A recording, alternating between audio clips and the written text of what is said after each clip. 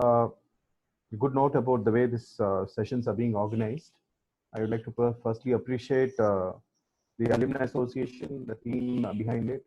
Especially, I heard it was Aditya Swaroop who took up the initiative, and Rupen Behel, and Sushruth and Tilak, the names that I've been seeing who have been coordinating with me. I thank you all for giving me this opportunity to share my experience in sort of understanding trial under Section 138 of NI Act.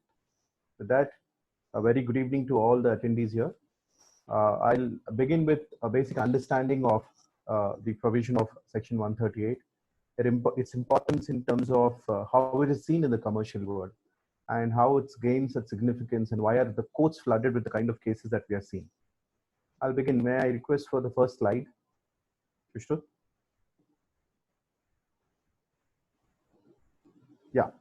So what is the mischief that is sought to be addressed through Section 138 or Chapter 17 of the NI Act? Now, I've highlighted four important aspects, which are generally very, very important, which are considered in the sense, I said, it is considered in the sense from a commercial angle.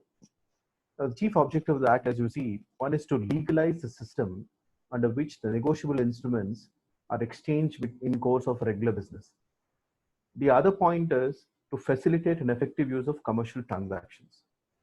Not just commercial transactions, but also to ensure there is some sort of reliability on negotiable instruments. It also looks into curbing the practice. I'll also get into when I in course of my in course of this session, I'll be throwing light on how the provisions of 138 to 148 kept constantly amended just to make the provisions of negotiable instruments a little more effective. One of the most important thing that these Section 138 to 148 of NI Act seek to regulate is to stop an indiscriminate use of check without making any arrangements for payment. Can I have the next slide?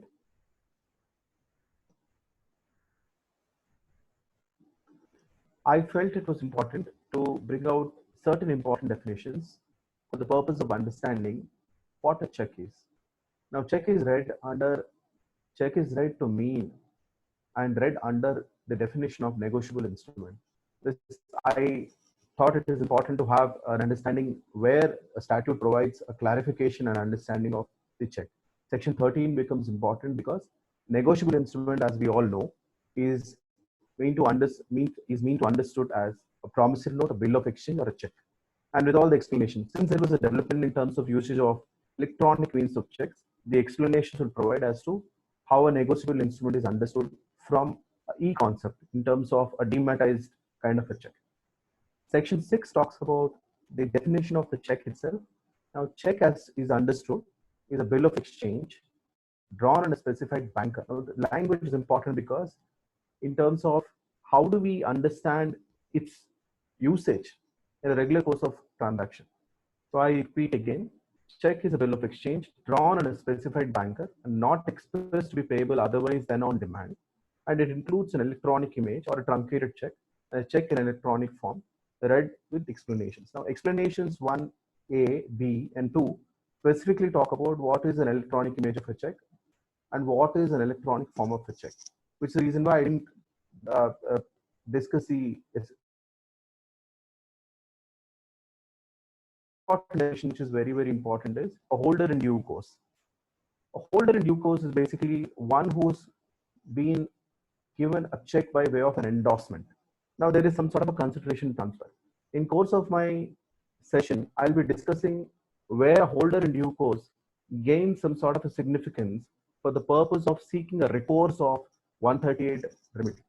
So, holder in due course, as it is shown, means a person who, for consideration, a consideration becomes important because become the possessor of a promissory note, bill of exchange, or a check if payable to the bearer or the payee or endorsee thereof.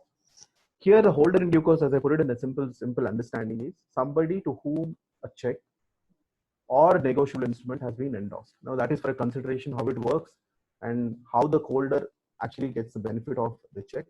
I'll discuss in the next slides. May I have the next slide? Yeah. So, under the Negotiable Instruments Act, sections 138 to 148 specifically deal with check. Now, these I listed out all the important sections which are there. There are about 13 sections. Each one has been provided with certain procedure as to how to prosecute an offense of 138. For example, we have does not only provide a substantive remedy, but it also lays down a procedure for how to prosecute an offense of dishonor of check. Briefly, I'll just touch upon each of these provisions. Section 138, I'm going to get into detail of section 138, which becomes the driving force of determining how the offense occurs in relation to check bounce matters. So section 138 clearly sets out when the offense is constituted. So I'm going to, in my next slide, I'm going to discuss in detail about section 130. Section 139, it talks about presumption in favor of the holder. Now, holder means the one who holds the check. This is a very good defense. Again, this comes in terms of very good defense for the complainant for the purpose of adopting it while he's seeking a contention and to substantiate his case in course of full trial. 138 becomes very important and relevant point in the check bounce proceedings. Section 140 talks about defense which may not be allowed in any prosecution in section 138. This complements section 138. 140 in specific says kind of a presumption is wrong. Now you cannot take a defense. This is what 140 says specifically, that you cannot take a defense that once you issued a check to somebody, that this check was not issued by the person who actually gave it out. So 148 complements 139. 141 deals with offenses by companies. Offenses by company generally means under section 141, when it say offenses by companies, companies include firms. There are different types of companies. A sole proprietary concern, a partnership firm, a private limited company, and a limited company. These four categories are covered.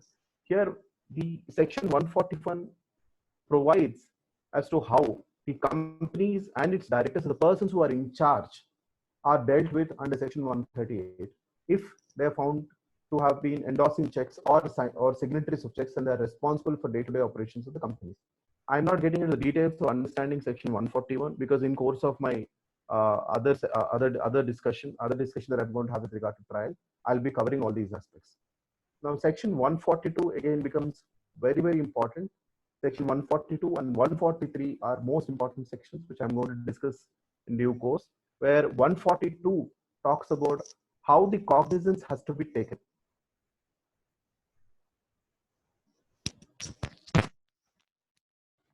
Is it clear? Yeah. So I was talking about section 142, which talks about cognizance of offense, and section 143, which talks about how the trial has to be conducted.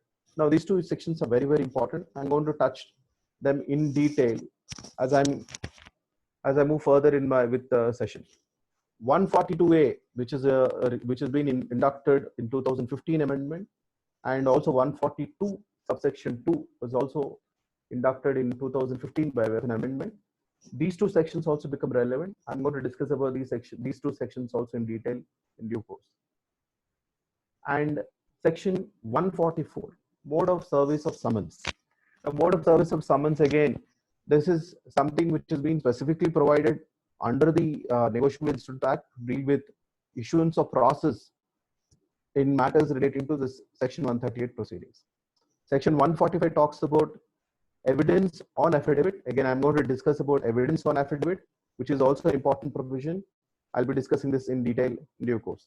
Section 146, bank slip, prima facie evidence of certain facts. Yes, this again complements 140 and 139, which talks about importance of bank's endorsements when checks are presented for encashments. Section 147, it's a very important provision which deals with offenses to be compoundable. I'm going to discuss specifically on this aspect as well, which has created a lot of confusion as to how compoundability should continue, how compoundability should be treated. Section 148 is again a new section that has been added by way of 2018 amendment, which deals with certain powers conferred upon the appellate court to direct for payment of certain deposits at the time of hearing an appeal. Now, with these 13 sections, it gives a general framework as to how the offense of Section 138 has to be dealt with. May we move to the next slide?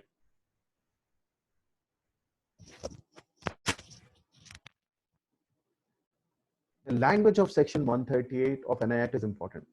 For your reference, I've highlighted certain portions of the entire text, which actually shows how the cause of action emanates from the section itself. How do we determine a cause of action if you were to invoke a proceedings under Section 138? What does the language say? For the purpose of our understanding, it says as follows: where any check drawn by a person on account maintained by him with a banker for payment of any amount of money to another person from out of that account for, I've highlighted this language because this is the crux of the entire issue, for discharge in whole or in part of any debt or other liability. Now, this language is very, very important. I'm going to discuss because I'm going to harp upon this particular wording, which is very, very important for the purpose of determining whether a person is liable for being prosecuted or whether he would be subject to any sort of a punishment if proven otherwise. Further, is returned, now the continuation language is returned by the bank unpaid, either because of the amount of money standing to the credit of the account is sufficient to honor the check, or that it exceeds the amount arrangement to be paid from that account by agreement made with the bank. Such person shall be deemed to have committed an offense and shall. Here it is important because if you see shall, it prescribes a punishment of 2 years. Prior to 2002, the punishment was only 1 year, and it was enhanced to 2 years with the amendment, or with a fine which may extend to twice the amount of the check. So basically, why has check bounce gained so much of prominence or importance is because there's a criminal liability attached to it. There's a civil recourse which we generally can adopt for the purpose of seeking a recourse against default of check. But since to prevent, as the objectives that we discussed, to prevent the check to be abused or misused, a criminal liability has been planted by way of this punishment. Yes. So we now it says, so punishment will be for 2 years, and there will be also penalty which will be twice the amount of the check.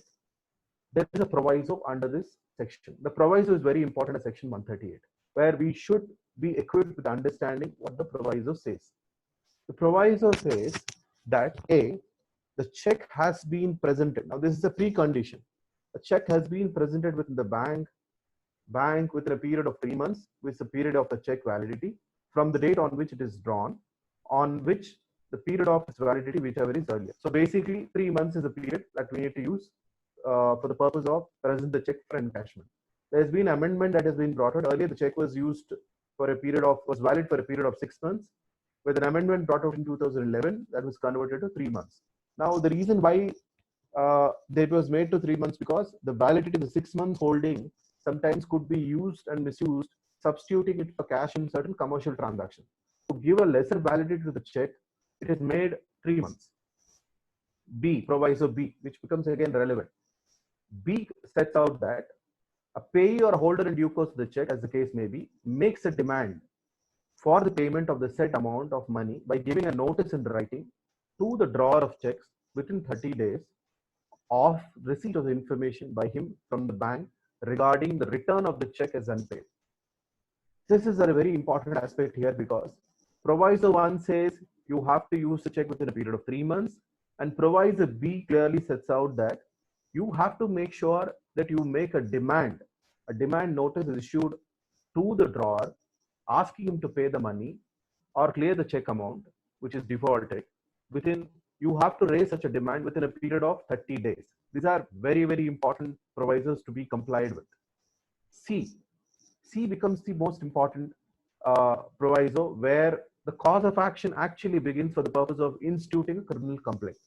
C says that the drawer of such check fails to make the payment of the said amount of money to the payee, as the case may be, to the holder in due course of the case within 15 days of the receipt of the said notice. Now, Proviso B says you will have to give a demand notice or a notice calling upon the drawer to clear the amount within a period of 30 days from the date when the bank has issued an endorsement. C provides that in the event if the drawer fails to respond within a period of 15 days of receipt of the notice with regard to payment of the money demanded through the notice, an offense is constituted. There's an explanation provided with clarity, but I think this explanation, I hope it's getting displayed. The lower part of it is getting not covered, I think.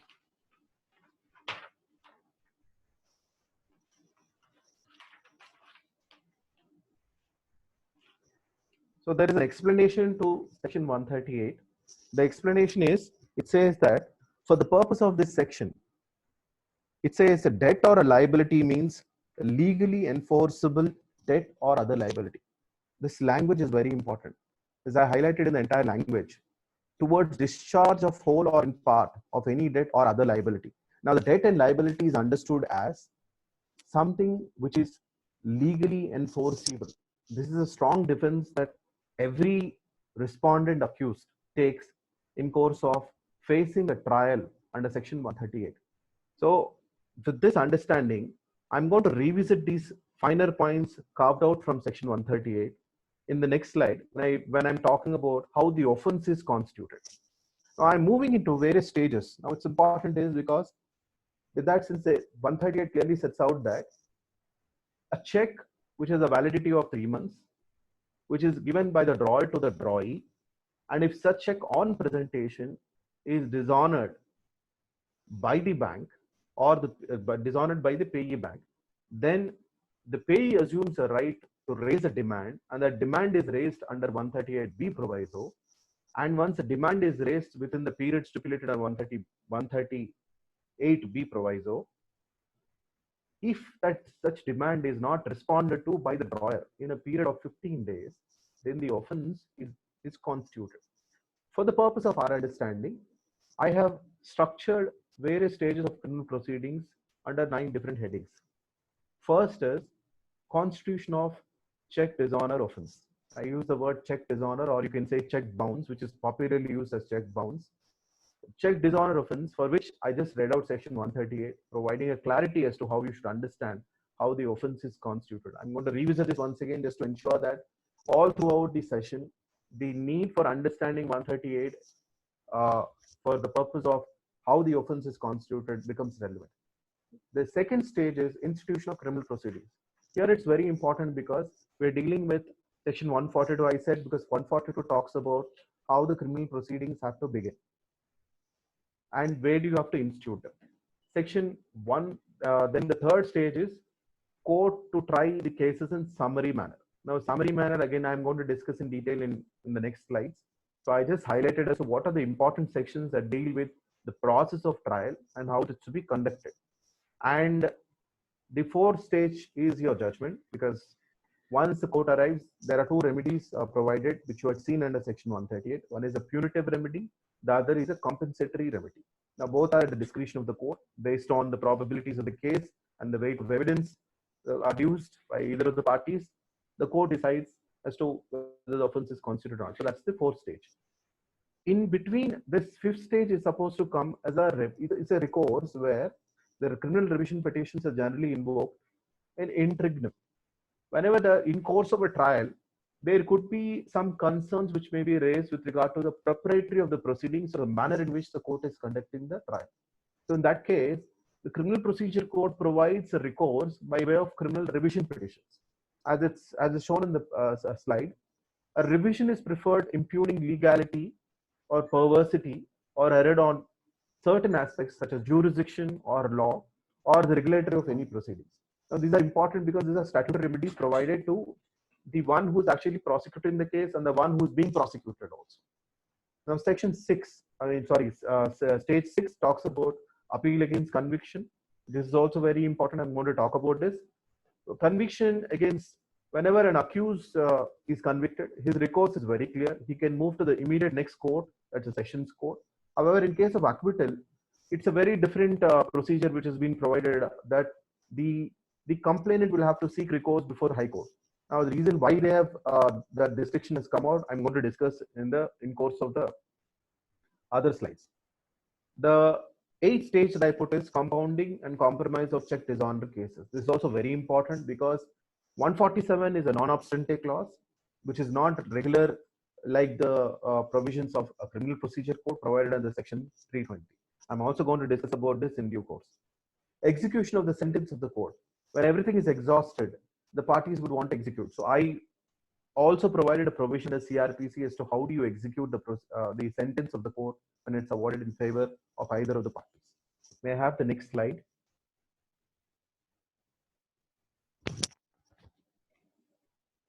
Thank you. Now, I am revisiting this once again. We had discussed the language of section 138 because that is a driving provision which talks about the offense of 138. Here again, for brevity, I've just rephrased it very differently to put it here so that all of you can understand it easily. It says, as I said clearly, there shall be a valid check. When I said valid check means the check should be valid for 3 months and it should be signed, duly signed, issued by the drawer or the payer to the payee towards discharge of legal debt. Remember, 138, I'm revisiting, the explanation clearly provides debt or a liability should be a legal debt. So all throughout, I'm using the word legal debt because that's the defense that everyone takes, or that is a contention that the complainant would adopt. And such check on presenting with the payee's bank within its validity period, whatever it is, suppose it's a 3 months validity, 3 months validity period, I have to present it. Gets dishonored for the reasons recorded by the payee's bank. Now, this bank's endorsement, remember we discussed at 140, any slip issued by the bank becomes a primary evidence to establish that it speaks in favor of the complainant or the one who holds the check. Now, the second thing, with regard to demand of notice, which we discussed at 138 proviso B, which clearly sets out that a 30 days time is given to the complainant to issue a demand notice upon the payer or the drawer to clear the defaulted amount. Now, this is very, very important in terms of framing the cause of action while you are filing a complaint before appropriate court of law. So this 15 days period it becomes very important under proviso B, and the moment the 15 days period given to the drawer to clear the defaulted check amount is not replied to or the demanded amount is not paid, automatically the offense is constituted and the cause of action commences here, and the period of limitation reckons from the date of such cause of action. Here we have seen that there is a 30-day period time limitation provided for the purpose of instituting a criminal complaint. I would lay emphasis on aspect of the 30 days time period and all these stages that we have, because this period is seen very strictly by the court, and these are very good defenses when the complainant fails to stick to the timelines mandated under section 138, which is the reason why, for clarity, I provided stages. I'll repeat once again because the entire course of criminal proceedings, the manner in which you have prepared your criminal complaint rests upon the language of section 138. So basically, for the purpose of your understanding, first there should be a check, and the check should have issued for the purpose of discharging a legal debt, and it should be presented within its validity period. There should be a bank endorsement rejecting the check, and then you have a 30 days time for the purpose of issuing a demand notice. And if you issue a demand notice within 30 days, you have to give the drawer another 15 days time for the purpose of clearing the defaulted check amount. And in the event if the drawer does not respond to the demand notice, a cause of action commences under section 138, and the period of limitation of 30 days reckons from the date of cause of action. This is in sum and substance as to how the offense is constituted under section 138. May I have the next slide?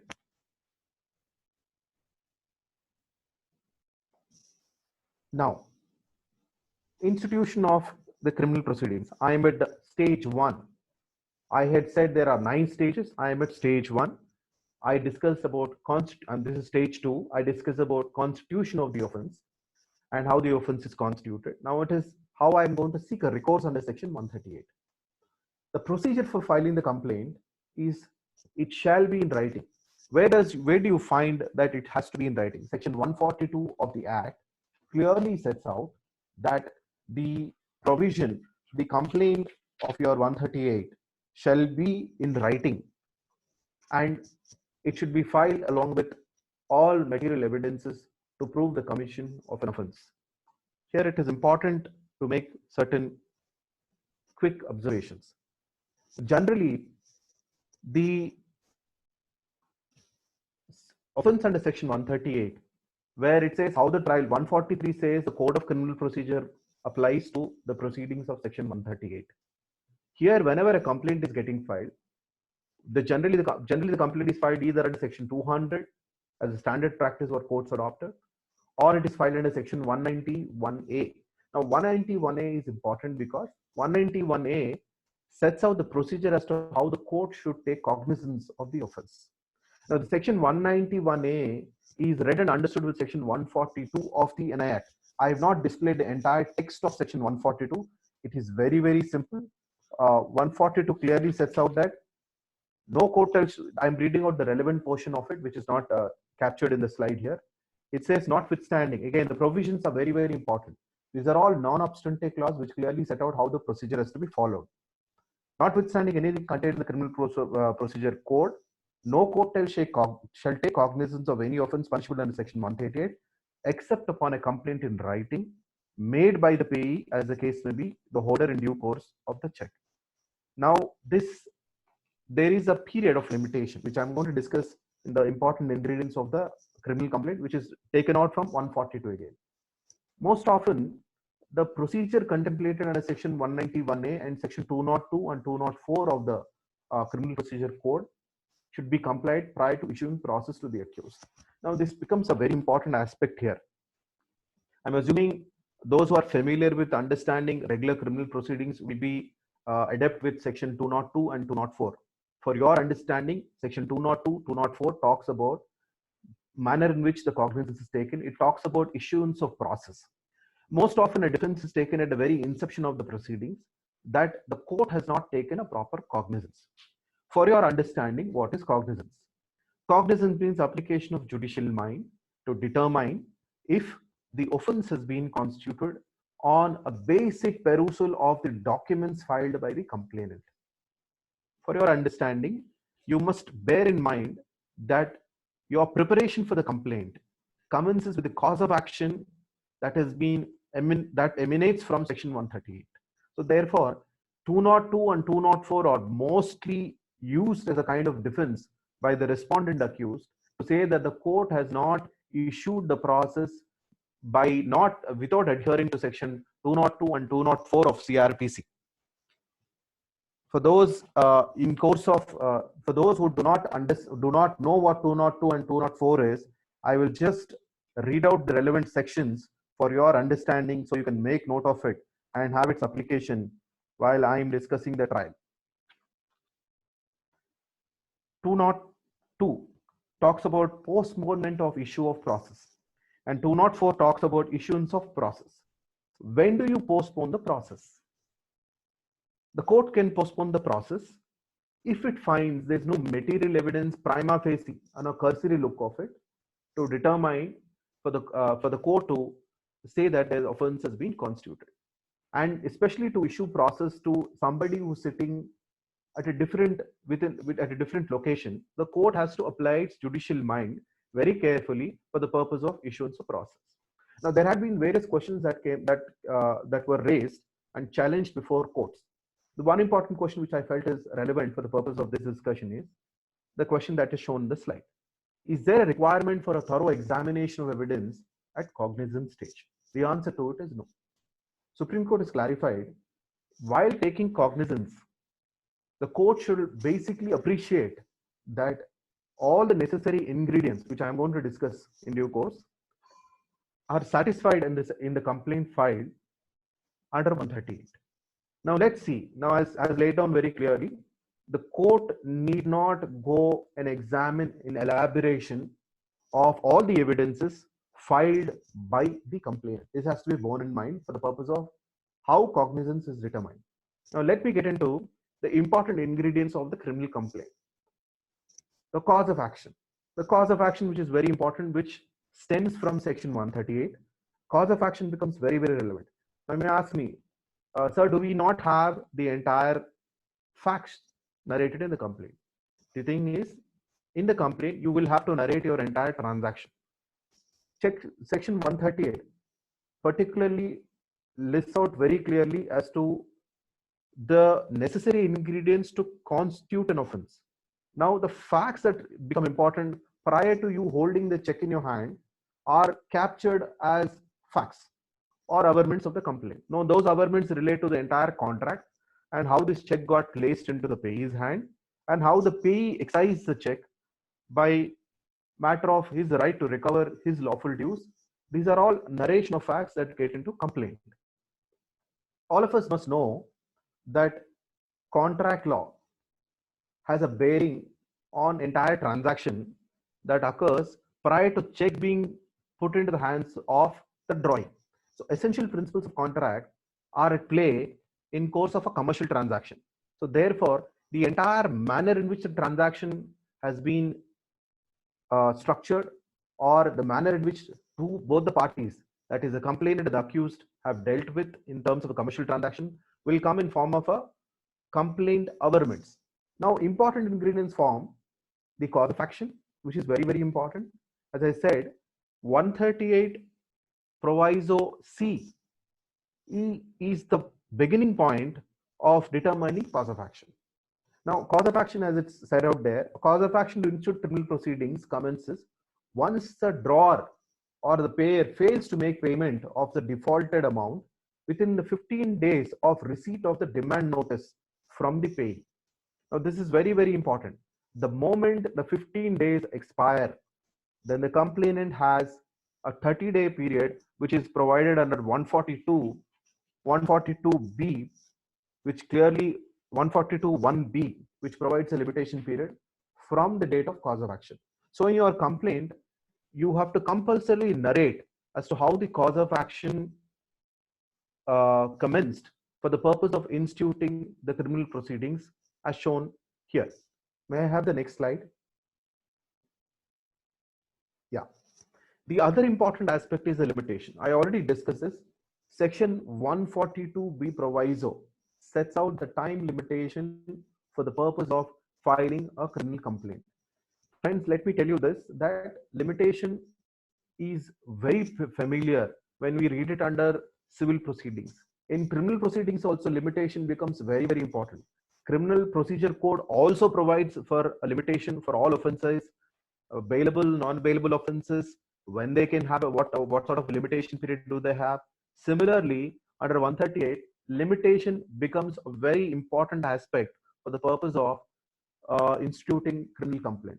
As provided, 142 provides a 30-day period from the date of expiry of 15 days given to the drawer for the purpose of clearing the amount under the defaulted check. This you need to bear in mind. Now, in the event if there is a delay, it also provides 142 also provides a remedy of condonation of delay through its proviso. 142 B proviso says in the event of delay, any reasonable explanation provided.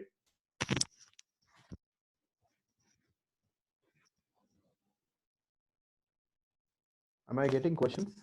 Hello? I think I have got a question, but I will answer that. May I answer that a little later? Yes, sir. We can take questions at the end of the session. Yeah, but I just got, is that somebody adding or correcting me? I'm just trying to understand. I think one of the panelists sent me. No, sir, it's a question only. I think Tilak has sent another question. We can take it at the end of the session, sir. It's not okay. Yeah. Okay. So now I'm the limitation. So the limitation, the proviso B of 142 provides for a condonation of delay, provided a reasonable explanation given. This is most often invoked. 30 days period compliance is sometimes a task, because complainant may not be familiar with the complex procedure provided for the purpose of determining the constitution of the offense first. And secondly, also it's very difficult to determine the timelines in which you have to send out a demand notice, and also timeline that you have to follow in terms of giving that time to the payer to clear the amount defaulted. One very important aspect that I felt was necessary for the purpose of discussion is that when does the period of limitation reckon?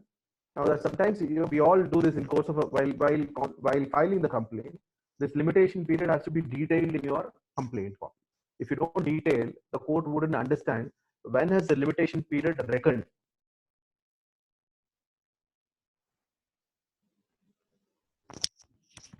I'll do that.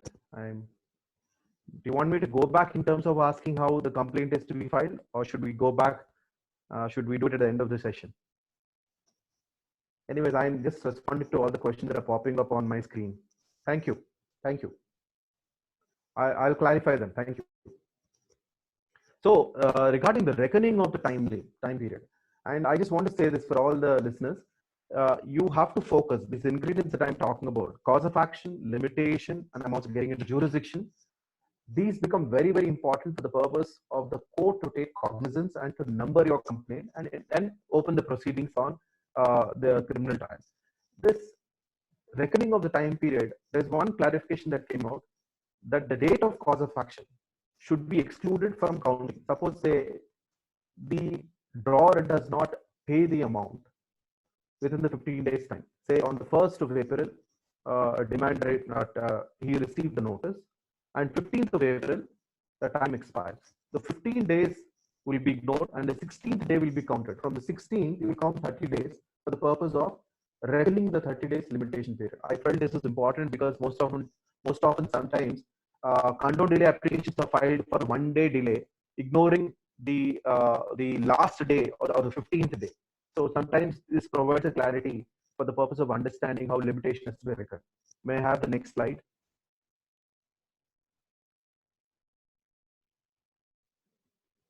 Jurisdiction, which is very, very important. The jurisdiction for criminal complaint under section 138 are provided under section 142, which is again important. 142 1A says clearly that 142 1C says that no court inferior to metropolitan magistrate or a judicial first class magistrate shall try the cases. Now there is some sort of a confusion that was set in the year 2014. It was not just a confusion, it was a chaos. The jurisdiction in the erstwhile provision of 142 was very different, which provided 5 different kind of jurisdictions. Basically, then the jurisdiction was traditionally being used and abused by the payee by instituting cases at places or jurisdictions wherever the cause of action has emanated. Now, how is the cause of action understood prior to the 2015 amendment? Now, prior to 2015 amendment, there was a confusion with regard to, there was not a confusion. The payer had the benefit of filing the check bounce case or a check is on a case at a place where the cause of action began. Now, in one of the judgments, they listed out, which is quite a famous judgment, which is not shown in my slide. It is called K. Bhaskaran versus Shankaran. It's a 1999 judgment, which listed out 5 instances where jurisdiction can be invoked. One such instance is where the check is drawn. The other instance is where the payment had to be made, where the check is presented for payment, where the check is dishonored, and where the notice is served up to the drawer. I'll put this in a simple sense. Jurisdiction was assumed like we have it in CPC. Where the cause of action begins, you can go and file a complaint. Here, even instance where a notice is issued, people assume jurisdiction. Suppose say A sits in Calcutta and B sits in Bombay, and a check was issued in Bombay, and C gets it, or the payee gets it in Calcutta, and he wants to institute a complaint. C has an account in Delhi, C has an account in Hyderabad, and C is in possession of 3 different checks from the person issued from Bombay. So C used to C used to invoke jurisdictions of all 3 different locations. He would invoke jurisdiction of Delhi where he holds a bank account. He could invoke a jurisdiction in Hyderabad where he used to hold a bank account and have cases filed and it's 3 different locations. This mischief created a lot of agony for the respondent accused because the respondent accused had to prosecute or defend his cases in 3 different courts. And this confusion continued till 2014, till the Asada Group judgment, clarified and said that you have to file a case only where the bank of the uh, drawer is present. Now, this is a great confusion that came about. First, it started with Bombay High Court setting the clarification on jurisdiction. The moment Bombay High Court said this, all the cases filed in all respective courts were immediately transferred to the location where the drawer was holding the bank account. Now, I would request all the listeners to read this judgment separately because it provides a great clarity as to how of course this now no longer stands, but for the purpose of academic discussion and the purpose of academic understanding, you can read the judgment. Otherwise, it's not relevant. So this confusion now, Supreme Court. The moment Supreme Court has clarified as follows, saying the territorial jurisdiction for 138 offences is restricted to court within whose local jurisdiction the offence was committed, which is the place where the check was dishonored by the bank on which it is drawn. See, this is very, very important. When Supreme Court said, why did they do this? In the background of this entire issue, the chaos is that the payee or the one who's holding the check or the complainant was filing cases wherever he chose and whichever bank he wants to. Sometimes just to harass the respondent accused, somebody who held a check could simply file cases. For example, all the corporations, let's say banks all headquartered office, their headquarters are all either in Bombay or in Delhi, some at Chennai, or all in the metropolis. So what they used to do, a small farmer, if he's availed a loan for the purpose of crop loan and he's issued checks as guarantees, they would file a case in Bombay. And when a case is filed in Bombay, because the bank would hold an account in Bombay, and what is done there, they used to take it as the ease of instituting criminal complaints. They used to hire a bunch of lawyers and they used to mechanically tell them, institute before this because I have a jurisdiction where cause of action is raised, and which is the reason why all these cases is to get filed at the place and convenience of the payee. And this created a lot of confusion between most of these. In fact, I have dealt with one case in 2009 where I was defending a person who's raised a loan in a town close to Vijayawada. And we have to travel all the way to Bombay for the purpose of fighting the case in Bombay, so far as the jurisdiction point is concerned.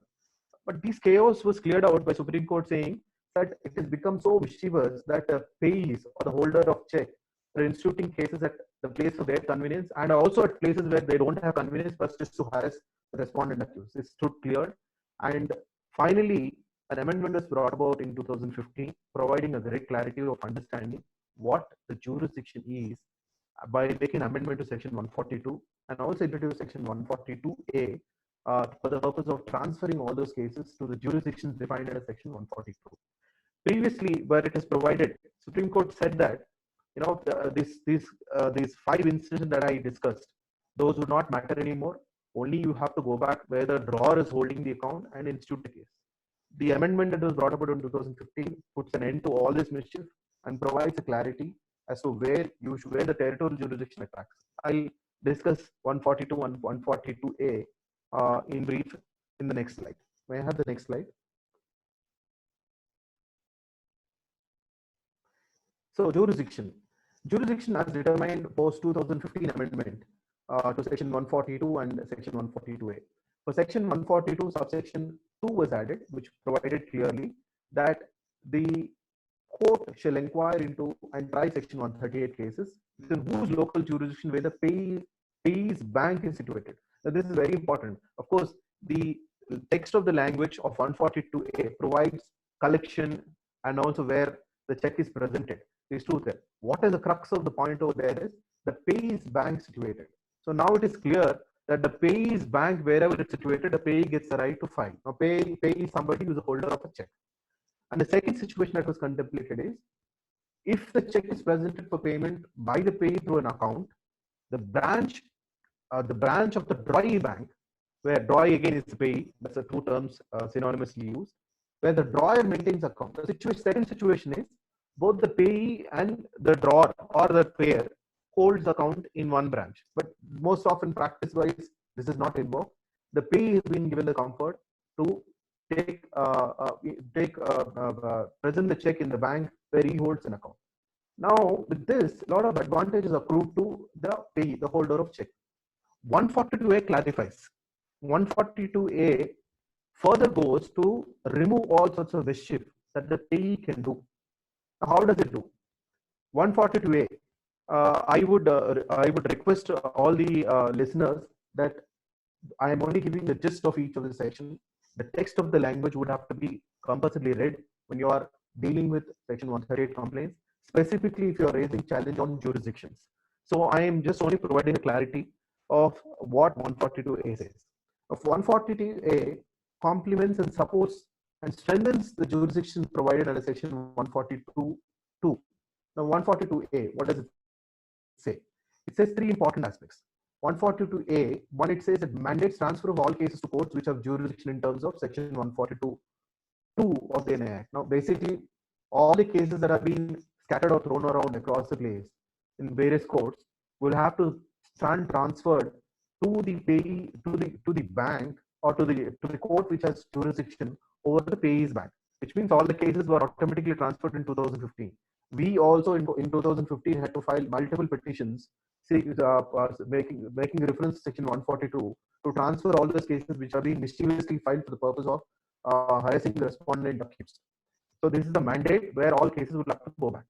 Now there is another point number 2.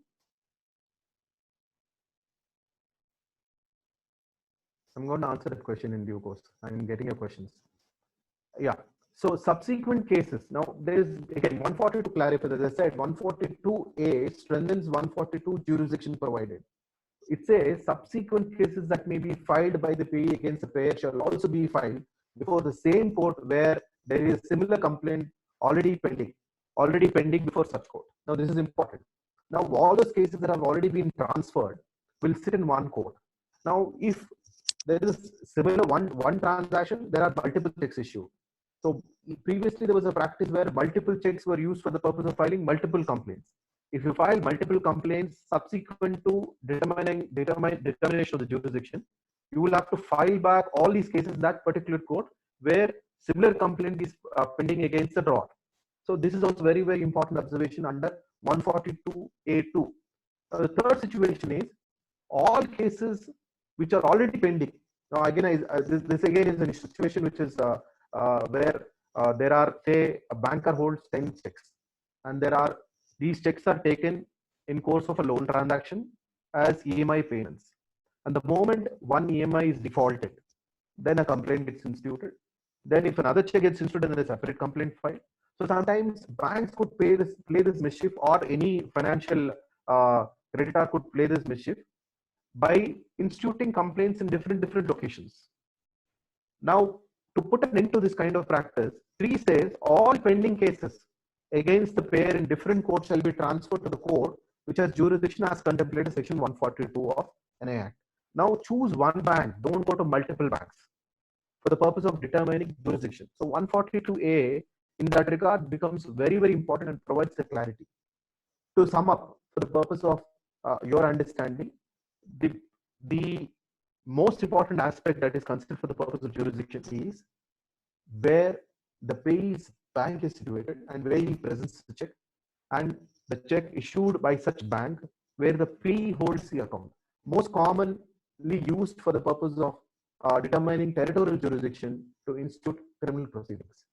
The next important aspect is, an important ingredient in the criminal complaint is an undertaking. Now, this undertaking is which is a standard thing which comes where you have to come. See, basically, you can't prosecute a person for the same offense twice. Article 22 of the Constitution, where double jeopardy has to be prevented, and also to read it in tandem with 142A, undertaking in the complaint becomes mandatory, where the complainant shall undertake to say that no similar complaints are being filed before any other court of law. If there are any similar complaints are filed, then you can, under 142A, you can ask them to be put back. This is the reason for the reason why undertaking is compulsory is because to provide the respondent accused the benefit of understanding that there is no similar complaint filed against him. So it is a compulsory requirement, which is again clarified in the judgment that I had mentioned in the slide.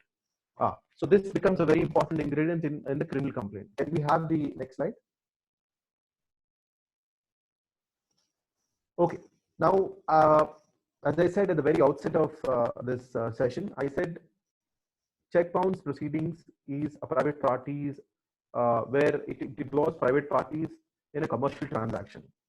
And the trial on these cases have the trappings to that of a civil proceedings, because it is a combination of, it has the flavor of a civil nature, but if it says that regular criminal offenses also we have a similar issue.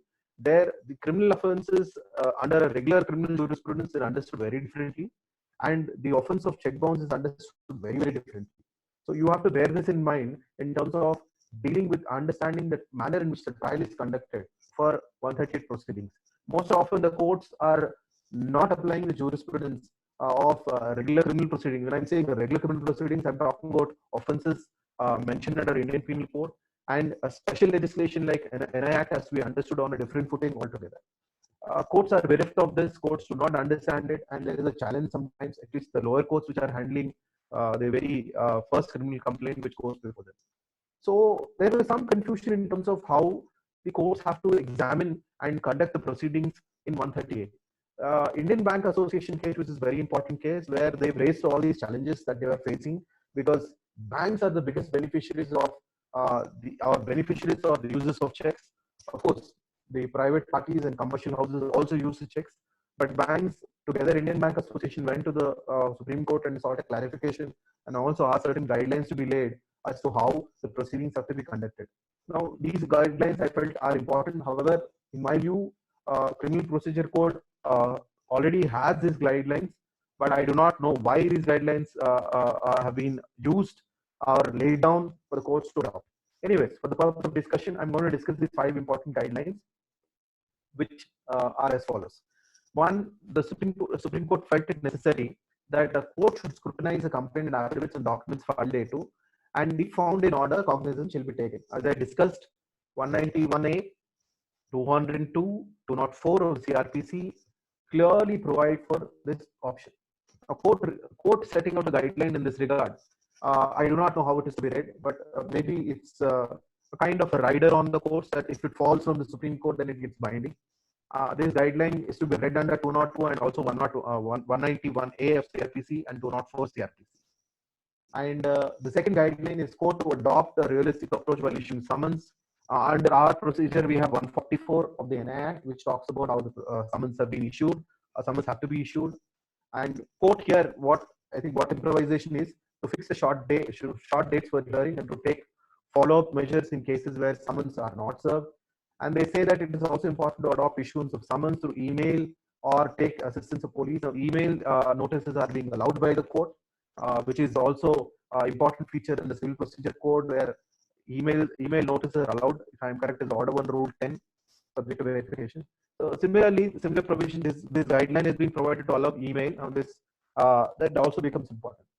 The third guideline is court may indicate in the summons that if the accused makes an application for compounding of offence at the first hearing of the case, if such an application is made, the court may pass appropriate orders at the earliest. This is an important observation. I'm going to read this observation, this guideline, along with the compounding provision, slide, which I'm going to discuss in due course, which is very important. Where I had tried applying this, but it really realistically didn't yield any benefits. May I have the next slide? The fourth point: court should direct the accused to furnish a bail bond to ensure appearance, and ask him to take notice on section 251 CRPC. 251 CRPC, for your understanding, states the substance of accusation to the respondent accused, so that the accused can either plead guilty or not plead guilty. That is an exercise which is mandatorily complied with as per CRPC. Also says that fix the case for defense evidence unless an application is made by accused under section 145(2) for recalling of witness and cross-examination. Now, all these things, this guideline again is nothing but a reiteration of what is already provided under Criminal Procedure Code, and also what is provided under section 145 of the Negotiable Instrument Act and section 251. It is, I think, the court was only clarifying, saying that you have to make sure you have to follow, not that these guidelines, these suggestions are not available in the CRPC. The fifth point: the court must ensure that examination, chief cross-examination, re-examination complaint must be conducted in 3 months. Now, this is practically not possible, because though a mandate has been laid down in section 143, which says that 143 subsection 3, that court shall endeavor to close the proceedings in 6 months, which is impossible. It never happens in the regular courts. But yeah, there is a direction. This is it is being read as a directory, but not as a mandatory thing, and courts do not comply with the 6 months timeline. So may I have the next slide?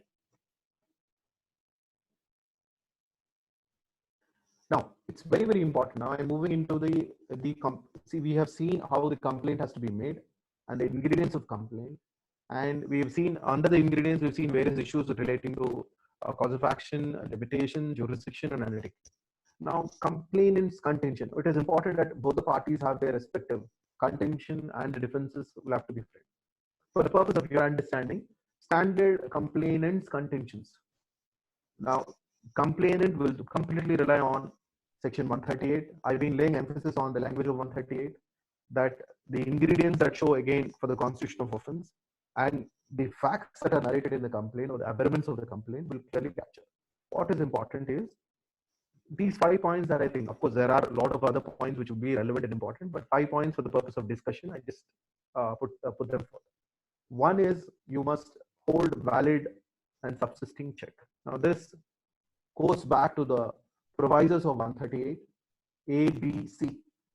Valid check is, and I'm just reconnecting for your understanding, proviso A, proviso B, proviso C become relevant, which comes to the support of the complainant and to substantiate his case.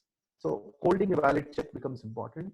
To check was issued towards discharge of legal debt. The very opening of section 138 clearly sets out, and the explanation of section 138 clearly sets out that discharge of legal debt or liability has to be established and shown by the complainant, substantiating and providing the respective material evidence to it.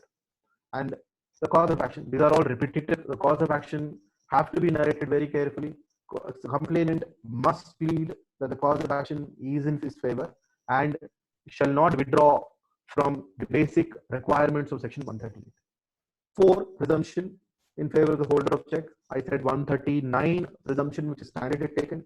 In fact, there is a cautionary, the language of section 138 is adopted in all demand notices issued under 138B proviso to the drawer at the time of demanding him to pay the money. So presumption is clearly shown, and the presumption is said is a presumption drawn in favor of the complainant and against the accused or the respondent accused that the check has been issued for the purpose of discharging the debt as claimed by the complainant. 5, you pray for punishing the accused and award of compensation. Punishment is already prescribed under 138. There's a 2 years imprisonment and there is a compensation twice the amount. In addition, court has also been conferred a general discretion under section 357 of CRPC, which I have not mentioned it, if you may note it down. Section 357 of CRPC also provides for a compensation which the court may provide in its discretion. This is very, very important. In your complaint, when you draft your complaint, the manner in which, as I said during the previous slides and my discussion, that you will have to clearly provide averments to set out the manner in which your legal transaction ended in a legal debt which fell due to be paid by the drawer of the check to the payee or the complainant. This is very, very important. I use the words very technically, but you have to bear in mind. I'll give a simple example. Suppose there is a construction contract. Towards A and B enters into a construction contract. The contract clearly sets out that the transaction has to complete in a period of 12 months. I mean, the completion of the construction has to complete a small building in a period of 12 months. And there is a security check issued to the owner of the land, which owner was B, stating that in the event if he doesn't comply with the timeline or there is quality issue, then he would be entitled to a compensation of say 5 lakhs or say 10 lakhs. And to the 10 lakhs, he should issued a check. Now, these are all facts which become relevant. All these facts would have to be captured in your complaint, very carefully structured, including that contract which is there. The contract becomes a material evidence. And the existence, how did the check come into existence? How did the payee get hold of the check? Are relevant facts which have to be recorded in the complaint in the array of the entire governments. You cannot ignore them. And if you're simply saying, because most often when they don't narrate the manner in which the check, because why I'm harping upon the language and the facts is the check should be issued towards discharge of a legal debt. Emphasis is laid on the word legal debt and a legal liability. Now, legal liability emanates from a valid and subsisting contract. You have to apply to the basic principles of contract that there is a legal debt emanating from a legal contractual obligation. This language is very, very important when we see the difference. So bear this in mind, and we'll go to the next slide. May I have the next slide? Yeah. Oh, yeah. Yeah. Some standard differences from accused side. The most common difference that everyone takes is, I have not received a demand notice. I'll pause a minute here. An offense, I have argued one case where a notice was issued to the accused respondent or the drawer, and the drawer did not receive the notice. And it was returned back unserved by postal endorsement. And the accused, a complaint was filed by the complainant, reading the return of the notice as a deemed notice, and court inadvertently, without application of mind, without examining the papers correctly, inadvertently numbered the complaint, and it went into full-blown trial. At the stage of examination, cross-examination, this question was put to the complainant that no notice was served, and it was controverted. And thereafter, the stage of arguments, this defense was raised.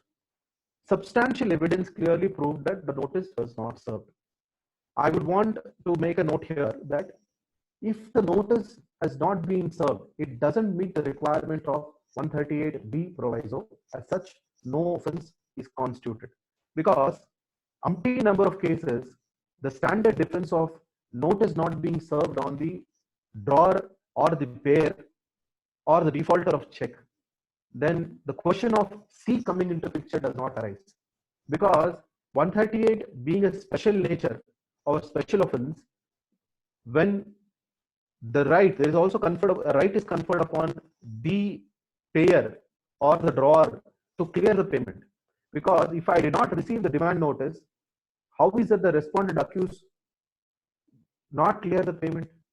He is not aware that the check has been bounced and he cannot clear the payment. This is a standard defense which most of them take, and it applies, and courts have relied upon this aspect and awarded acquittal to the respondent accused in cases where demand notice, which becomes very important. Now, demand notice also has to be in writing. It has, the complainant must ensure that the demand notice is received by the accused respondent, and then the accused respondent being mandated to pay under section 138C proviso had failed to pay, and then the offense is constituted. Till such time, the offense is not constituted. And these are judgments that have been declared by courts, and defenses continue to be taken. The other standard defenses that have been taken are mistake, fraud, forgery, coercion.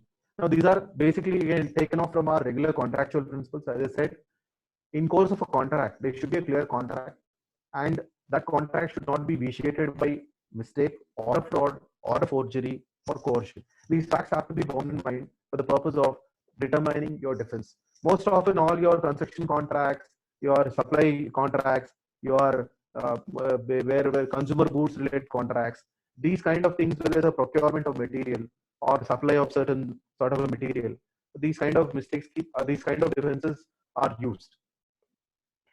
Now, the other aspect is payment under the check is not backed by a valid and substantial legal debt. This is the most important thing which drives the entire proceedings of 138. The accused will definitely take this plea that check was not issued as against a legal debt, and there exists no legal debt. Now, this is how does the accused put across this defense? Again, the presumption. For the presumption which they have under the complainant draws under section 139 and 140, and also at the banker's slip at 146, all these presumptions which go in favor of the complainant. But accused here has a right of rebuttal. Now, he has the right of rebuttal by way of rebuttal evidence, where he can demolish the witness demolish the evidence of the complainant by his own errors. Now, when I'm saying the own errors are the complainant has not framed the case within the framework of Section 138 and has failed to comply with the requirements of Section 138 and also has failed to comply with the requirements of 142. All these are taken up by way of rebuttal evidence by the accused. Now, such other valid defense and evidences. See, here what becomes very, very important is the court also, in its own accord, in its own discretion, will have to weigh against the preponderance of the case. Now, preponderance of probability, this has to be applied. This principle is, this doctrine is constantly applied, where the court has to wait and see if the case of the complainant is more than 50% to prove that it is bending in favor of the complainant. Suppose even there is a slightest of chance that the entire manner in which the complaint has been framed and filed in adherence with Section 138, the court can, in its own accord, hold a case against the complainant, and the complainant will fall. All his claim for presumption would fail, and then the complainant will be put in a kind of position where he has to prove his case. So, in 138 case, most often the accused does not step into the witness box. He will always take an opportunity. Now, this is a principle which is standard in regular criminal trials. The prosecution, here we don't have a prosecution, but in regular criminal trials, the prosecution, the entire onus of proving the case falls upon the prosecution. Now, so the prosecution to frame up the evidence, prosecution to put up the entire case, and on the accused defense side will examine whether those entire evidences are going to prove that the offense has been committed. Similarly, here also standard defense is adopted unless the witness, there is no provision that the witness cannot, the accused respondent cannot lead his evidence as a rebuttal against the evidence arrayed by the complainant. So it has to be borne in mind that the accused respondent has a right of rebutting by providing rebuttal evidence, and the court takes this fact into consideration and weighs it against the complainant's evidence and then pronounces its verdict. So these are the standard defenses which are generally adopted by respondent accused, but these are defenses which are only indicative. It depends on from case to case based on the facts and circumstances and the manner in which the entire proceedings is dealt with. May I have the next slide?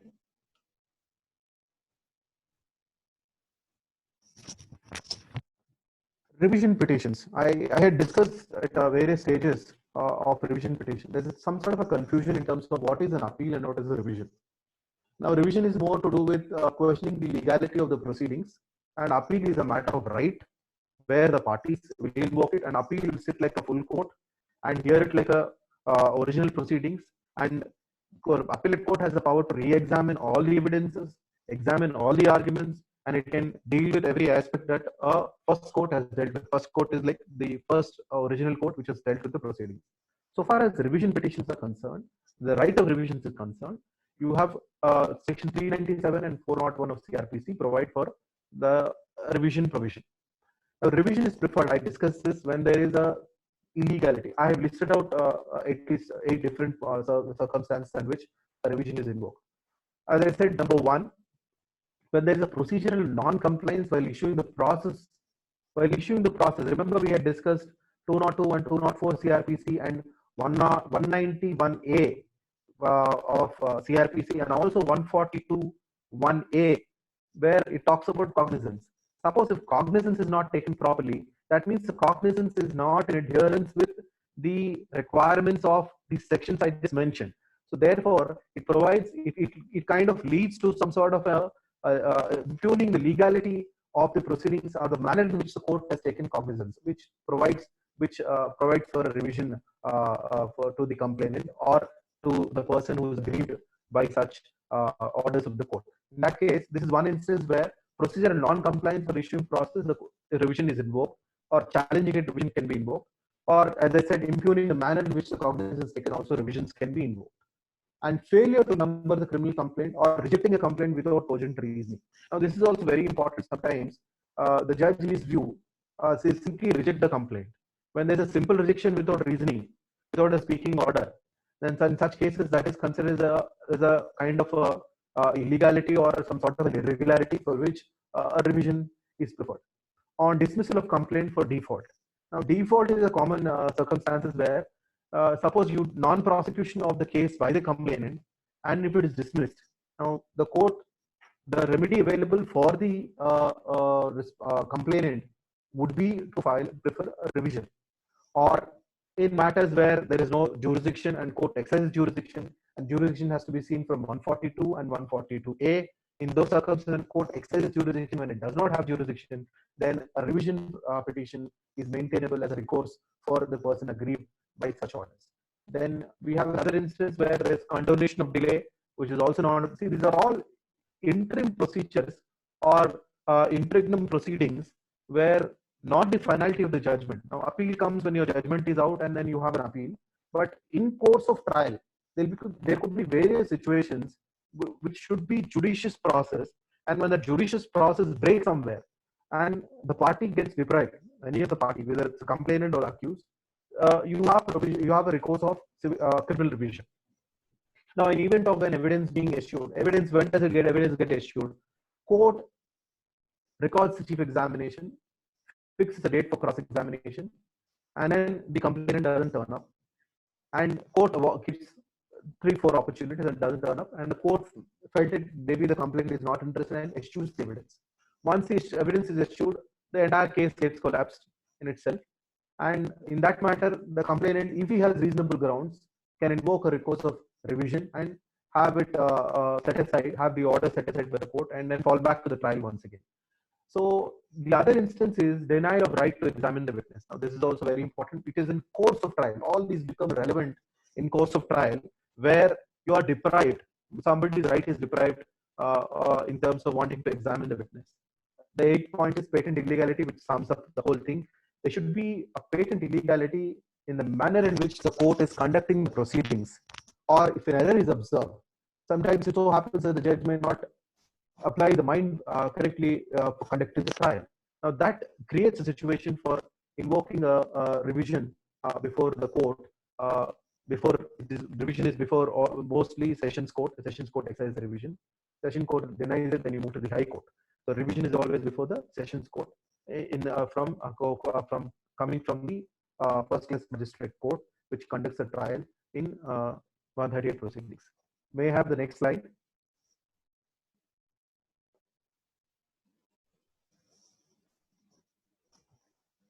Now, appeals and execution of judgment. I think I've exceeded time, have I?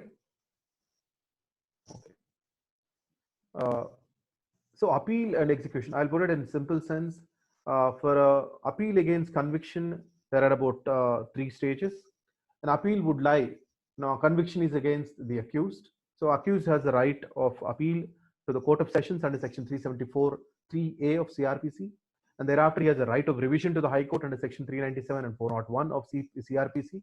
And then finally, he has a petition before the Supreme Court seeking a special leave. Special leave is always open. Supreme Court exercises extraordinary jurisdiction in terms of hearing anything, everything under the sky. When there is a substantiated case which can be invoked for the purpose of 136 of the Constitution. And now coming to the accused, interestingly, unlike the coming to the complainant, interestingly, unlike the accused can immediately file an appeal to the Sessions Court. Here, in case of appeal against acquittal, the complainant will have to move the High Court. The reasoning which was given for this is the complainant is not read as a victim for the purpose of invoking immediate appeal to the Sessions Court. Very interesting observation. I quite didn't understand. But anyways, this has some bearing in terms of understanding the offenses of 138 from an angle of special case and the manner in which it has to be compounded, and where we'll have to depart from regular criminal jurisprudence for the purpose of understanding proceedings under section 138. So under appeal for against acquittal, the complainant is provided with a recourse to prefer an appeal to the High Court under section 378(4) of CRPC, and thereafter he also has a remedy of a special leave before the Supreme Court. So these are the 2 stages, and accused has 3 stages to stall the proceedings, whereas the complainant has only 2 stages to seek reversal of the conviction order against the accused.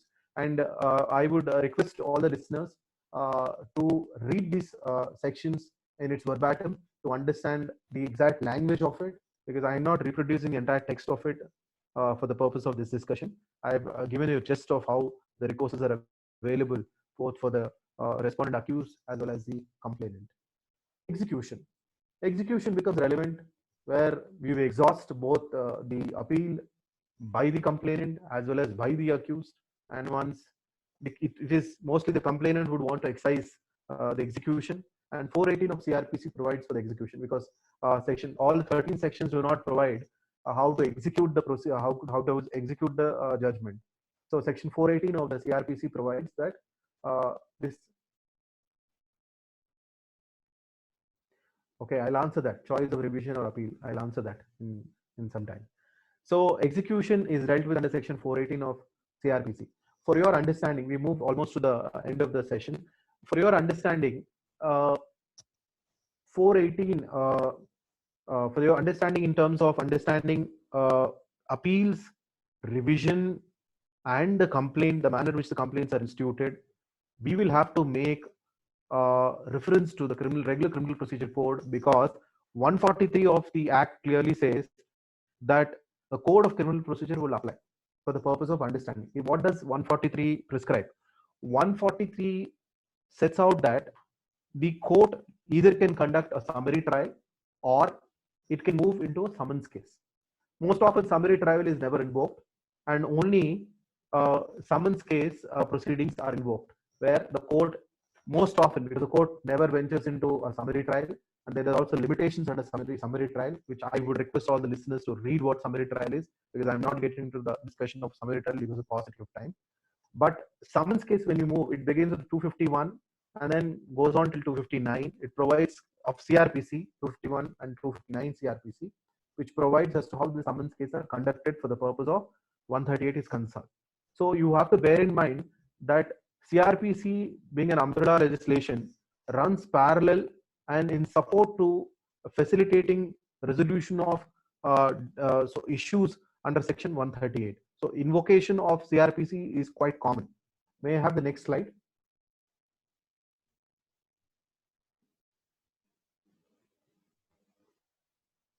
Compounding. As I said, section 147 is a non-obstante clause. It's very unique. It is very different. It has nothing to do with, it is not to be read in tandem with section 320 of the Code of Criminal Procedure.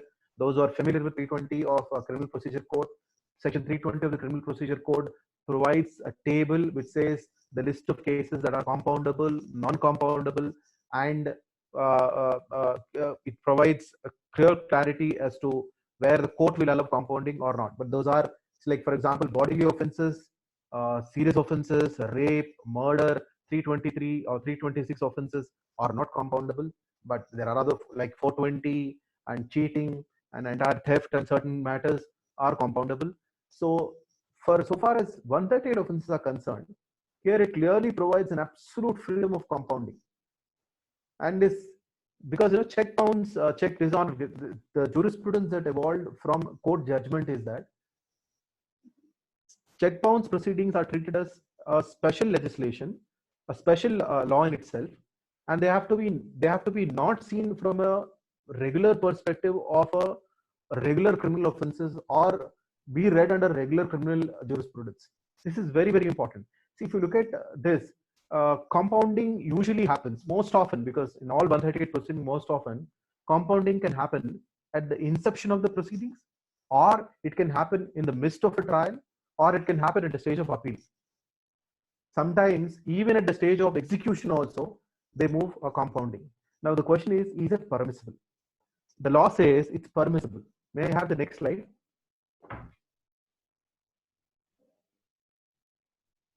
This judgment is very, very important.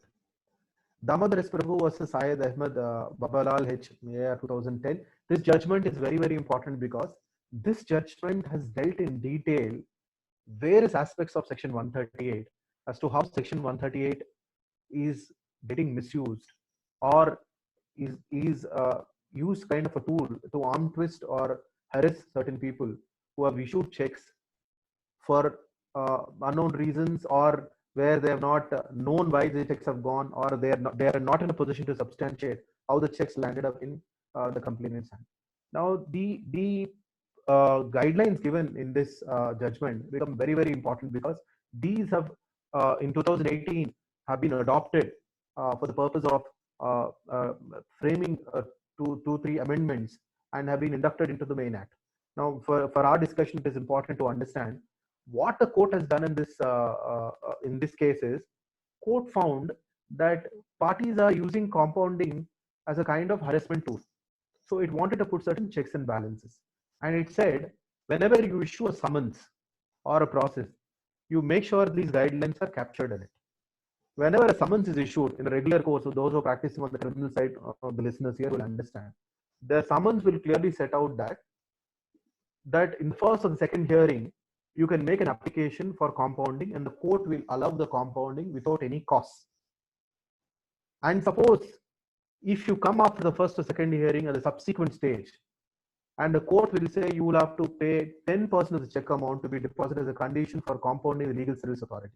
Now, this is kind of a rider on trying to curb the practice of the complainants arm twisting the respondent accused. They said, suppose we keep these kind of embargoes under law, which will probably perhaps push the complainants or the parties respondent accused to arrive at some sort of a compounding at the very inception stage. Now, there are other stages also. It provides 15% of the check cost when it is at the stage of a revision or an appeal. There is provided at when you go over for revision or appeal. At that stage, you'll have to pay 15%. Finally, if the application for compounding is made before Supreme Court, then you'll have to end up paying 20%. So basically, the guidelines are discouraging, and these 4 points that I put here in the slide are recorded in all regular summons. If anybody were to see a summons regularly, these are recorded in the summons, and these are being followed by court, is what they claim. But in reality, this is not being followed. Perhaps they do not consider, because this is not the mandate or the letter of law as provided under Section 138, but these guidelines are there. I had taken one reference to this in a very interesting case which I have argued, where I have taken the defense that in the first instance, I approached the court when I received it and filed an application placing reference to the judgment and the guideline number A here, and tell the and submit to the court that the respondent accused is ready to pay the check amount in default. But the complainant's counsel argued that I am not willing to compound, in which case this guideline A has no application. Then I argued that when it is a law laid down, it becomes binding. When it's a law laid down, it becomes binding.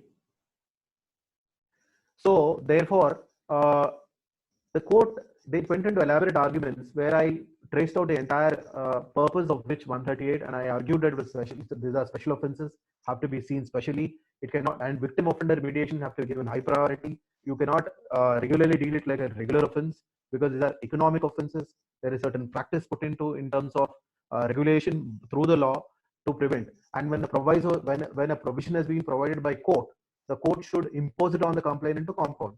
Then the argument that was put forth from the other side is, unless the complainant wants to settle the case, you cannot compound the case. Now, that's the principle that's hitting directly on this guidelines laid down by the judgment. In effect, this did not come to my rescue or the respondent accused, where ultimately we were compelled and we were arm twisted, and where the complainant demanded, which commonly happens, because compounding is used as a tool. If you want to compromise, they usually escalate the price of the check and charge more money, and then they compromise. So this judgment, in my view, has not been effective, where the traditional principles of criminal law was adopted, where it is the complainant who has to consent for the purpose of withdrawing. In this regard, there is an amendment required where they should plant it, but this judgment has never been regarded by the parliament or the legislator for the purpose of bringing in clarity in terms of understanding that we should not be at the mercy of the complainant, because the objective here is it's not a crime against society. It is an issue of non-payment between two private parties, and could be read very differently from a regular criminal jurisprudence of understanding criminal trials, which has not been done. My next slide. Can we have the next slide? Two important amendments that have been brought about in 2018 maybe it springs from the judgment that I just discussed, 143A, which is now the purpose of these two amendments that have been brought about is to prevent delayed tactics. what I have observed primarily is for almost for the last 13 years that I've been seeing cases that courts constantly, not the uh, courts constantly kept providing ways to prevent all sort of mischief that is deployed by the one who is holding check in the hand and also the persons who are being prosecuted. Now, this is one endeavor where court introduced these two sections to prevent delay tactics deployed by accused. Now, it's a standard thing. The complainant who bona fidely has a case would wait. As I said, in appeal stage, you had three stages for the accused to exhaust, and then you have the ultimate remedy, and the complainant is just has two stages where he has to exhaust his remedy. So these two stages are not in adherence to the timeline provided under section 142 or 143, where the timeline is given 6 months. There, that timeline is never adhered to. So somewhere the court felt it that let's deploy.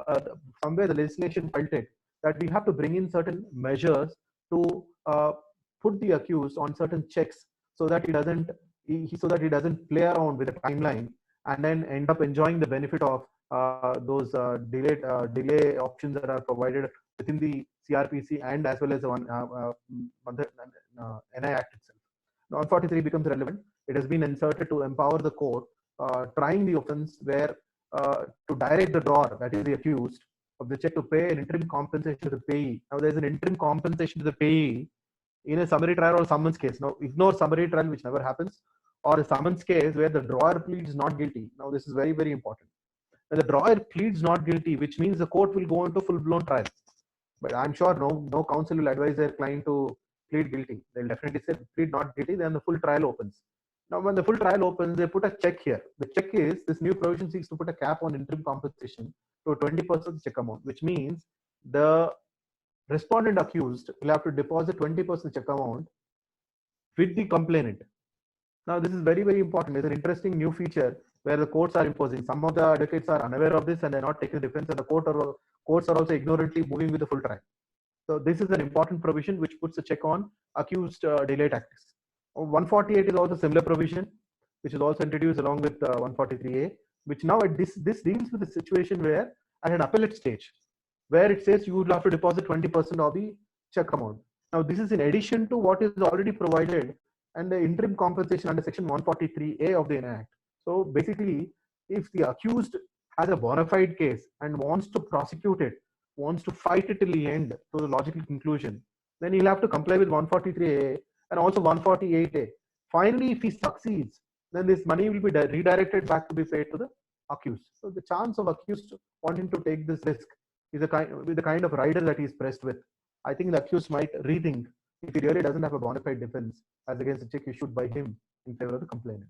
Now, for your understanding, the courts have clarified that both these checks are, of course, this is a very good benefit that applies, but the courts have clarified that this will have a prospective operation and not a retrospective operation. So therefore, you have to see this from the time these amendments are promulgated. May I have the next slide? I'll move a little quick because we have already take considerable amount of time. So some important clarifications that are there where these kind of doubts keep lingering in everybody's mind as to how many times a check can be presented. The check can be presented multiple times, several times within a period of its validity, but it cannot be presented once a cause of action under 138 complaint commences. Now, I would not go back to what is cause of action. I won't explain that because that I have explained in detail what is cause of action and once that begins. But however, there are certain exceptions where court have seen that prosecution sometimes where even you should after issuance of demand notice also, as long as you satisfy the mandate and requirements of provision of 138, you can file a case. Now, these things are not very well understood by the courts, but I'm providing as a technical clarification in terms of when this defense is raised at the very inception of the complaint by the respondent accused. It becomes also important. Now, check issued by joint account holders and their liability. This is checks are issued by joint account holders. It must compulsory be issued by a joint account holder. And if one of them issued, you cannot prosecute the other. So it has to be compulsory. And not just that, but also the joint account holders should also have a relation and connectivity to the contractual legal contract through which the check was issued for the purpose of clearance. Because I'm going back to the language, discharge of legal liability is the focus. Now, again, checks drawn on closed accounts, this is understood. You cannot issue a check for a closed account, which is basically like a fraud. you can also bring an element of fraud into your regular complaint of which you filed before the court, because that's an intention, because intention to cheat mens rea is clearly established. So you have to note in mind, you cannot issue a check with an intention to defraud by saying for a closed account. Now, this is very important. Again, intentional refuse to receive notice would be read as deemed notice. Now, intentional refuses, sometimes this comes from how do you prove this? The question comes next is, how do you prove this? I served a notice, he refuses. Department of Postal Endorsement records refuse to receive notice, or a courier service record refuse to receive notice, then that will be read as deemed notice. You don't have to issue a second notice. That notice would suffice for the purpose of producing the material evidence of proof of delivery of notice. Now, issuance of a check, discharge the liability of B to C falls within the purview. Now, it's important. Most often, sometimes I've issued a check to discharge my friend's liability, but you are also be liable to be prosecuted because the debt, both are legal debts where you fall into a position like a assurer or some sort of a guarantor to pay it. So therefore, you'll be liable for prosecution under Section 138. This is also to be borne in mind. May I have the next slide and the last slide?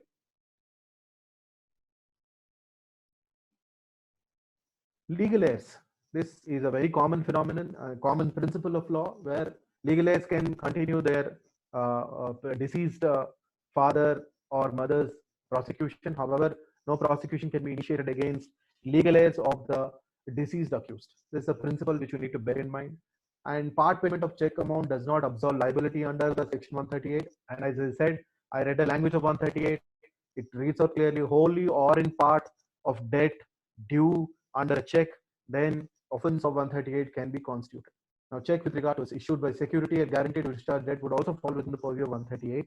With that, these are some of the clarifications that I felt are relevant and I provided here, but this is just indicative. There are various instances. Check bounce offenses are manifold.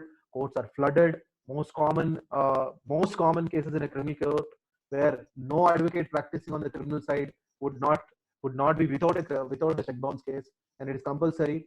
And whatever all the discussion that I made are only giving you just a general overview as to how the proceedings run. But I'm hoping that it provided a great clarity to you. I'll be open for all questions, and also you can write to me if you have any further questions with regard to the session that I just had. And as a guiding principle, which I would like to conclude by saying, proof that the check in question was issued towards discharge of legal debt forms the crux of criminal proceedings under Section 138 of NI Act. You need to. It is very, very important for you to ride on this principle and focus the entire case on this, both for the complainant as well as the defense side. So thank you so much. Now I'll take all the questions, which I already have them.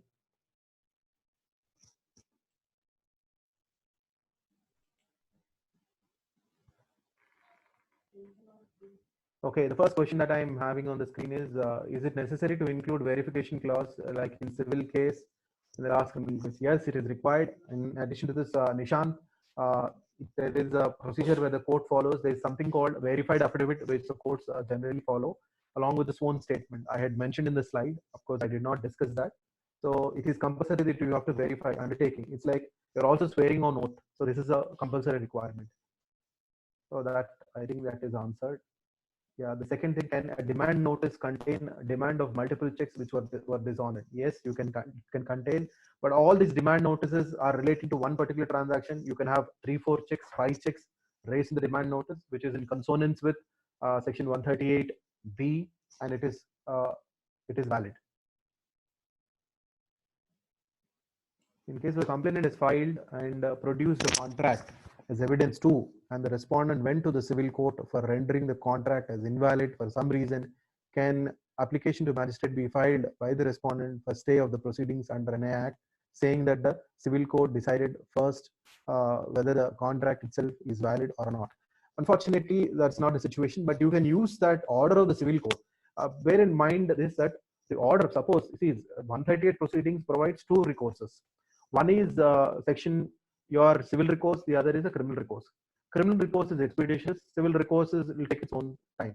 But if you invoked civil recourse first, and then court has stayed a particular contract, that could be your evidence to substantiate a case in the criminal case from the respondent side.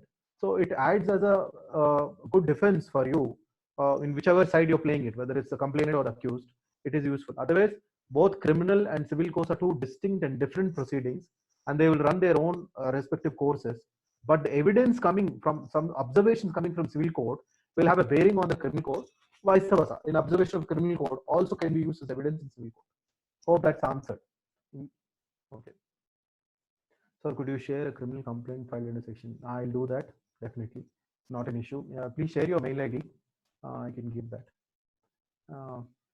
What if the check was bounced 2 days before the lockdown? Will the limitation be applied in this situation? Yes, the answer is yes. Supreme Court has clarified recently.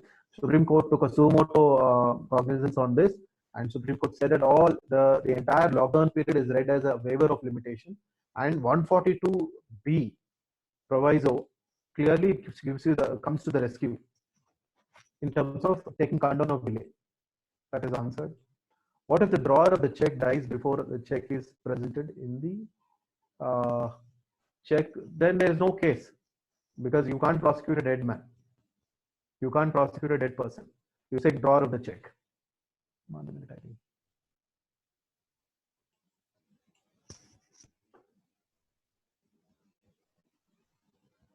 Okay. Well, I'm getting a lot of questions. There's a bouncing on the screen. May I just hold it? I'll go back to the question where I stopped.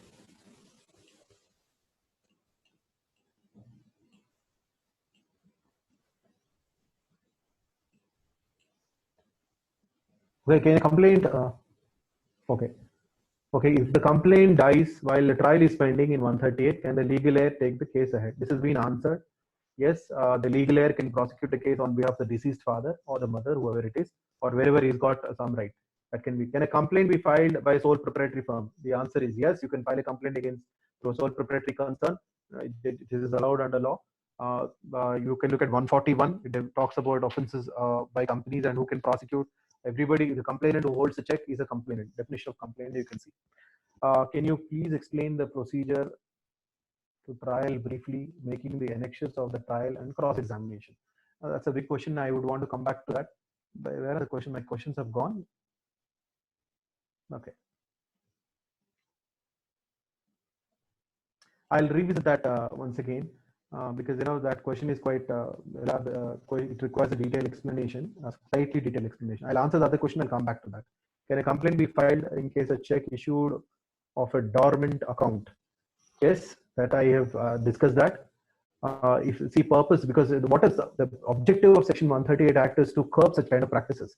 At the very inception of my session, I had given the objectives of the Act, which clearly set out that to curb any sort of misuse of an instrument or check without arranging for payment. When you issue a check in a dormant account, then the dormant account will definitely dispel saying that there is no payment arrangement, which is an offense under Section 138. Okay, in case where a reply to the demand notice is given by the defaulting party in which he admits liability of amount less than the amount defaulted and fails to honor the demand, can recovery proceedings be initiated simultaneously? Yes, recovery proceedings can be initiated simultaneously. I said criminal proceedings under 138 can be initiated, and parallelly civil proceedings under regular civil suits can be initiated under law, which are permissible. And when there is an admission of only part liability, you can with the demand notice you can reply back and clear the part payment so that you can absolve yourself under Section 138. Otherwise, if you don't pay on issuance of a demand notice under 138B, that tantamounts to offense and it becomes an offense. Cause of action springs from 138C. So therefore, it is compulsory required that you need to make even that part liability has to be cleared for you. Can you please explain the procedure in trial briefly? Now, can I go back to that? Now, I'm answering this question. Can you explain? This question is for everybody. Could you please explain the procedure of trial briefly, marking the annexures? When you say marking the annexure, are you saying the evidences or the trial and the cross-examination? Now, let me ask, my understanding, I think you're asking me, what is the evidence that is to be led by the complainant? Because complainant is the one who is the aggrieved party here. A complainant, most important evidence is, it can be as follows, but may not be the same. I'll give you an indication. One, there should be a contract if the check is issued pursuant to a contract, legal contract. The entire copy of the contract agreement is one material document. Two, there should be a check. The check issued, the original check would have to be filed. Three, there should be a bank endorsement or the bank slip which refuse the check. 3, there should be a demand notice. The demand notice issued to the accused respondent, demanding him to pay the money. 4, there should be a post receipt and also evidence of delivery of evidence of receipt of the notice by the accused. That is a fourth important document. And also, if required, you can also file your bank statements to show that the bank has returned a check is unpaid. That is also important evidence.